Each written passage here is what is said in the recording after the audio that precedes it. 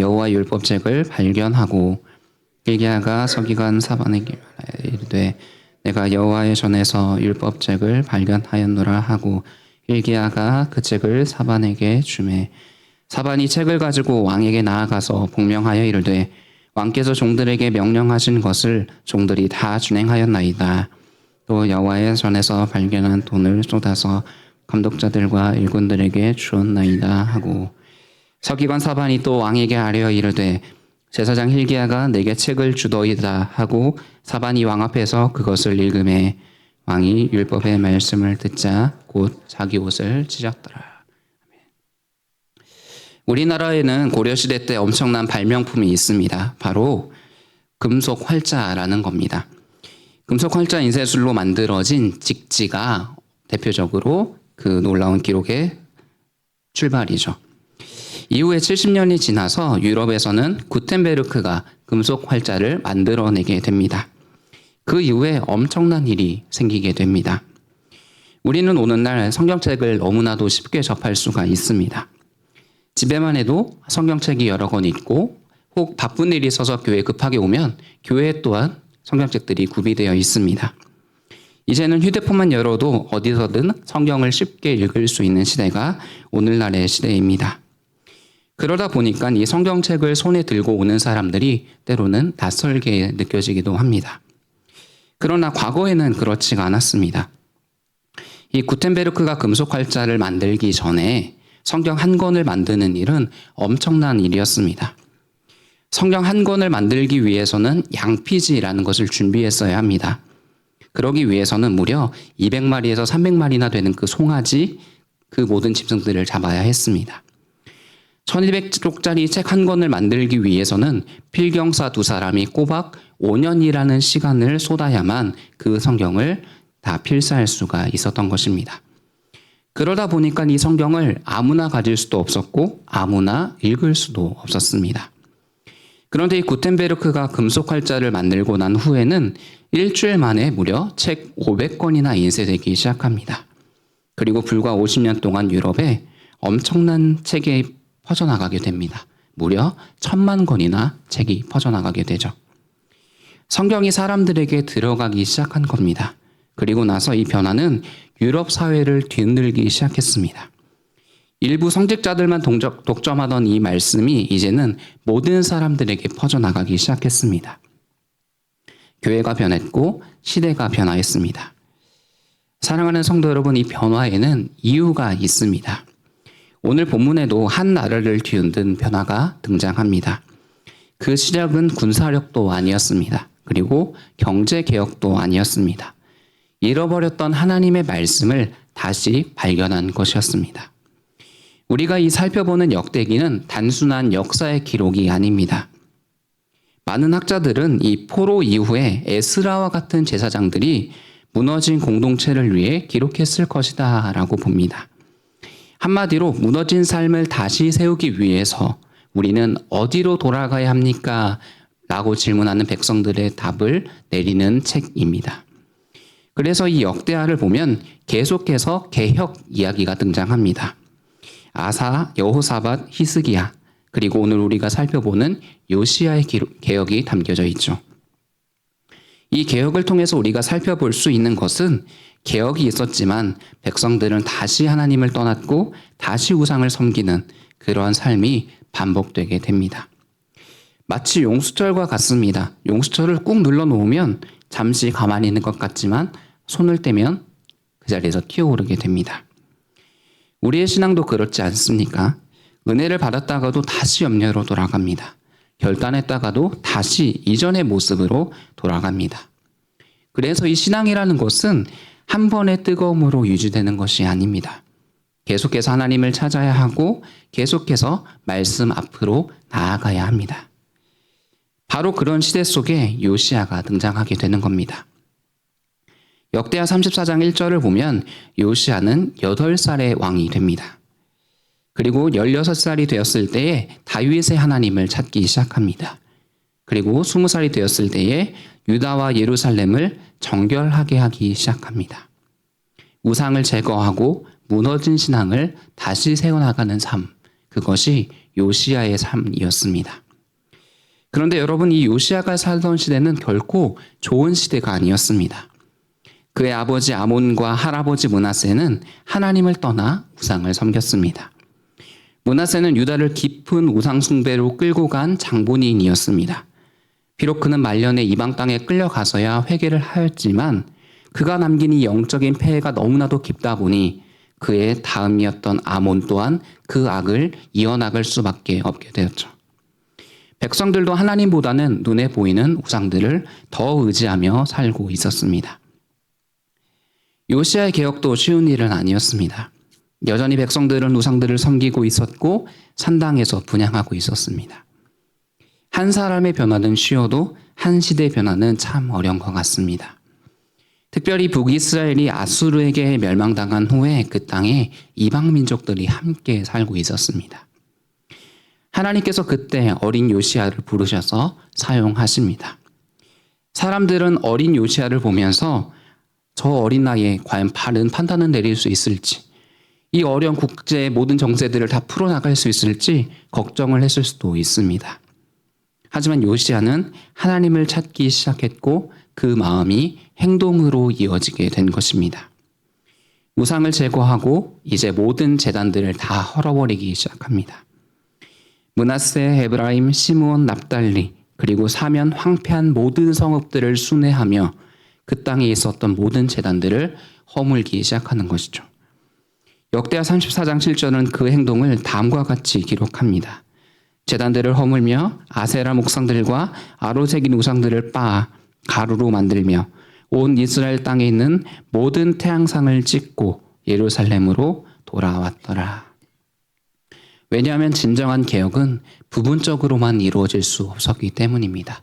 무너졌던 그 이스라엘 땅까지 찾아가 그곳에 여전히 남아있던 우상의 모든 것들을 다 없애버린 것이 요시야의 첫 출발이었습니다.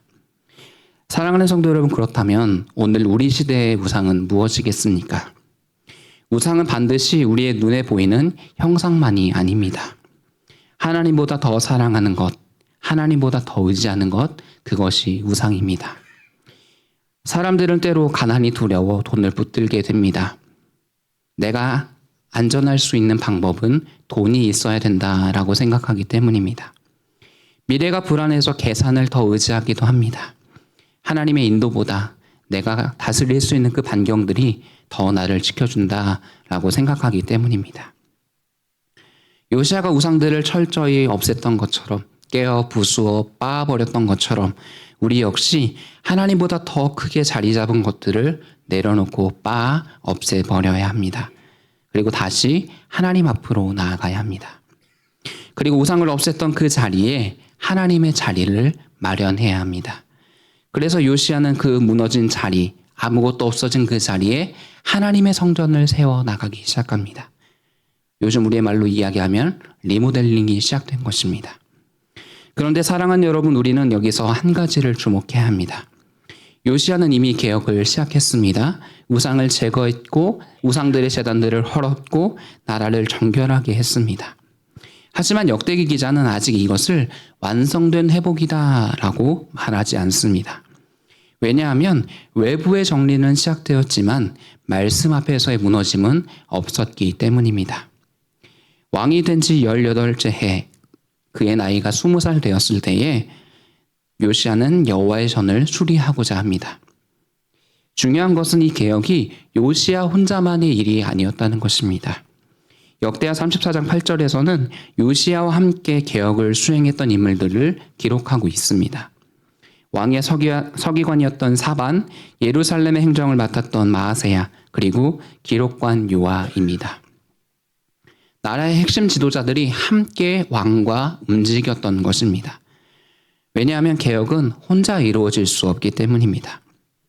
나라 전체가 다시 하나님 앞으로 돌아옵니다. 그리고 이들은 대제사장 hil기야에게 나아가서 성전에 모아들인 모든 헌금들을 다 전달합니다. 그 헌금은 문을 지키던 레위 사람들이 모았던 것이죠. 므낫세와 에브라임, 남아있는 북이스라엘 사람들, 온 유다와 베냐민, 그리고 예루살렘 주민들까지 다 참여했다라고 성경 기자는 참 꼼꼼하게 그 지역들 하나하나를 낱낱이 기록합니다. 여러분, 이것은 단순한 헌금의 이야기가 아닙니다. 무너졌던 예배를 세우기 위해 온 이스라엘에 있던 모든 사람들이 마음을 하나로 보았다라는 것입니다. 심지어 아수르에게 끌려가지 않고 그 땅에 여전히 남아 있었던 북이스라엘의 사람, 그 사람조차 함께 마음을 모은 것입니다. 하나님께서 흩어졌던 백성들의 마음을 다시 모으고 계십니다. 그리고 그 돈은 성전 공사를 감독하던 자들의 손에 맡겨집니다. 일꾼들이 움직이기 시작하고 무너진 성전이 다시 세워지는 감격스러운 장면입니다. 레위 사람들은 감독하기도 하고 악기로 찬양하기도 하고 서기관과 관리 역할과 문지기 역할들을 감당하며 그 일들을 성실하게 수행해 나갑니다. 여러분, 이 장면을 보고 있으면 마치 솔로몬 시대 때 그 성전 낙성식이 떠오르지 않습니까? 솔로몬이 성전을 완공했을 때에 그 온 이스라엘이 모여서 하나님께 예배드렸던 그 장면을 기억하십니까? 역대하 7장을 보면 성전 낙성식 때 하맛 어귀에서부터 애굽 온 이스라엘에서 백성들이 모여 절기를 지켰다라고 기록합니다. 역대기 기자는 의도적으로 그 영광스러운 성전의 장면을 역대하 처음과 끝에 두고서 그 하나님의 성전이 얼마나 중요한지를 기록하고 있습니다. 다윗을 이어서 성전을 세웠던 솔로몬처럼 이제 요시야를 통해서 무너졌던 하나님 중심의 예배가 다시 회복되었다라고 말하고 있는 것입니다. 그런데 여러분, 여기서 우리는 잠시 멈춰야 합니다. 겉으로 보기에 모든 것이 다 완벽하게 되었네, 이제 성전 리모델링이 시작되었고 모든 예배와 축제가 시작되었네 라고 여길 수 있지만, 역대기 기자는 한 번 더 뒤에서 진정한 변화의 놀라운 클라이막스를 비추어 줍니다. 바로 그때 놀라운 일이 벌어지는 것이죠. 무리가 여호와의 전에 헌금한 돈을 꺼낼 때에 대제사장 hil기야가 모세의 율법책을 발견하게 됩니다. 여러분, 이것은 단순히 오래된 책 한 권, 그것을 발견한 것이 아닙니다. 잃어버렸던 하나님의 말씀을 다시 한번 발견한 사건이었습니다. 사바는 그 책을 가지고 이제 왕 앞으로 나아갑니다. 그리고 왕 앞에서 자신이 성전 공사를 하면서 했었던 그 모든 일들과 특별히 가장 중요한 하나님의 말씀을 읽어 내려가기 시작합니다. 그 순간 요시야는 그 말씀을 듣자 어떻게 행동합니까? 자기의 옷을 찢습니다. 왜입니까? 말씀 앞에서 자신과 자신의 나라를 보았기 때문입니다. 그 이전에 있었던 그 모든 일들이 비록 사람들이 보기에 완벽했을지는 모르지만 산당들을 없애지 않고 여전히 분향했던 그들의 추악한 모습들, 그리고 그 안에서 발견된 자신의 연약함들을 마침내 하나님의 말씀에서 발견하게 된 것입니다. 많은 학자들은 이 율법책이 신명기의 핵심 부분이었다라고 이야기합니다. 그 안에 무엇이 담겨 있습니까? 우상숭배에 대한 경고, 언약을 버렸을 때 임할 심판, 포로와 저주에 대한 말씀, 그 모든 것들이 다 그 안에 담겨 있던 것입니다. 하나님을 떠나면 나라가 무너질 것이다. 요시야는 그 말씀을 듣다가 마침내 자신들의 현실을 보게 된 것입니다. 우리가 지금 하나님을 떠나 있구나. 그래서 자신의 옷을 찢고 통회하며 마음을 찢어 내려가기 시작합니다. 사랑하는 여러분, 우리는 여기서 우상과 하나님의 차이점을 발견하게 됩니다. 우상은 우리에게 말하지 않습니다. 우상은 우리에게 죄를 지적하지도 않습니다. 그리고 우상은 우리의 삶을 바꾸라고 이야기하지도 않습니다. 회개하여 돌이키라라고 이야기하지도 않습니다. 그러나 하나님의 말씀은 다릅니다. 말씀은 우리를 뒤흔듭니다. 말씀은 죄를 드러냅니다. 말씀은 우리가 하나님 앞에 서도록 합니다. 여러분, 여기서 중요한 것은 레위 사람들의 열심 그 자체가 아니었습니다. 물론 그들은 헌신했고 그들은 최선의 삶을 살아왔지만 성전을 수리했고 헌금을 모았고 찬양했고 맡겨진 일을 충성스럽게 감당했습니다. 그러나 그것이 하나님을 감동시켰던 것이 아닙니다. 왜냐하면 우상을 섬기던 사람들도 열심은 있었기 때문입니다. 그들도 제사를 드렸고 향을 피웠고 정성을 다했습니다. 하지만 하나님께서는 이미 말씀하고 계셨던 하나님이셨다는 것입니다. 문제는 하나님이 침묵한 것이 아니라 이스라엘 백성들이 그 말씀 가운데 귀를 닫고 자신의 길로 걸어갔던 것입니다. 그러나 살아계신 하나님은 모세를 통해서 말씀하셨던 것뿐만 아니라 지금도 그 말씀대로 일하고 계신 신실하신 하나님이시다라는 것을 마침내 발견하게 된 것입니다. 그 사실을 요시야가 마주하게 된 것이죠. 요시야는 이제 율법책 앞에서 살아계신 하나님을 만나게 된 것입니다. 요시야는 더 이상 그 말씀을 외면할 수가 없었습니다. 그는 곧 사람을 보내어 여선지자였던 훌다에게 가서 하나님의 뜻을 묻습니다. 내가 이 책을 발견하였는데 이 책에 있는 그 내용이 무슨 내용입니까? 라고 그는 하나님의 말씀 앞에 서는 시간을 준비하고 서게 됩니다. 그리고 하나님께서 말씀하십니다. 역대하 34장 25절입니다. 이는 이 백성들이 나를 버리고 다른 신들에게 분향하며 그의 손의 모든 행위로 나의 노여움을 샀음이라. 그러므로 나의 노여움을 이곳에 쏟음에 꺼지지 아니하리라 하라 하셨느니라. 하나님은 이미 말씀하고 계셨습니다. 북이스라엘은 이미 무너졌고 이제 남유다가 흔들리고 있는 이유, 그 이유도 분명했습니다. 말씀을 버리고 다른 신들을 쫓았기 때문입니다. 그런데 사랑하는 여러분, 하나님은 어떠한 분이십니까? 긍휼의 하나님이십니다. 27절입니다. 내가 이곳과 그 주민을 가리켜 말한 것을 네가 듣고 마음이 연약하여 하나님 앞 곧 내 앞에서 겸손하여 옷을 찢고 통곡하였으므로 나도 네 말을 들었노라. 여호와가 말하였노라. 하나님은 요시야의 찢어진 마음을 보셨던 것입니다. 요시야는 왕이었던 자신의 자리를 내어드려 진정한 왕이신 하나님께 그 자리를 내어드렸던 것입니다. 사람들이 보기에 그의 어린 나이임에도 불구하고 그가 신실하게 왕을 지켜나갈 수 있었던 것, 그것이 바로 이 이유입니다. 하나님 앞에 자신의 모든 것을 내어드린 삶입니다. 이제 말씀 앞에서 온 백성이 서게 됩니다. 유다 모든 사람과 예루살렘 주민들과 제사장들과 레위 사람들과 모든 백성이 노소를 막론하고 함께 그 자리에 모입니다. 마치 시내산 아래에서 하나님의 계명을 따라 모였던 이스라엘 백성들의 모습과 오버랩되는 것 같습니다. 그 자리 가운데 하나님과의 언약이 다시 한번 갱신되게 되는 놀라운 감격적인 장면을 역대하 기자는 기록하고 있습니다. 사랑하는 성도 여러분, 요시야의 개혁이 진정한 회복이 될 수 있었던 이유는 단순히 우상을 제거했던 것도 아니고 성전을 세웠던 것도 아닙니다. 바로 말씀하시는 그 하나님 앞에서 자신의 마음을 찢고 겸비하였기 때문입니다. 우상은 말하지 않습니다. 죄를 지적하지도 않습니다.